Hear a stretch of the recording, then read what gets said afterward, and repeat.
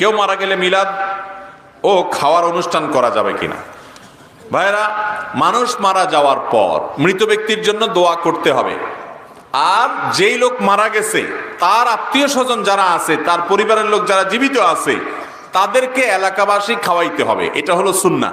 নবী করিম সাল্লাল্লাহু আলাইহি সাল্লাম নির্দেশ করেছেন, তোমরা অমুকের জন্য, তার পরিবারের জন্য খাবারের ব্যবস্থা করো, কারণ তারা প্রিয়জন হারিয়ে মন খারাপ, তাদের রান্না বাড়া করার মতো মানসিকতা নাই। এই জন্য যে মারা গেছে তার পরিবারের লোক যারা জীবিত আছে তাদেরকে বরং এলাকাবাসী খাওয়াইতে হবে। এটা হলো কি সুন্নাত। আমাদের দেশে খাওয়ায়, সব এলাকায় খাওয়ায়, একটু হলো একদিন দুই দিন দুই চার বেলা হইলো খানা পাঠায়। যে বেচারা মরে গেছে আশেপাশ থেকে অন্যান্য ঘরের লোকেরা, প্রতিবেশীরা খাবার পাঠায়। প্রথম 2 দিন 4 দিন বা 2-4 বেলা খানা খাওয়ানোর পর এরপরে ওই 40 নম্বর দিনে সুদে আসলে সব একসাথে উঠায় নেয়।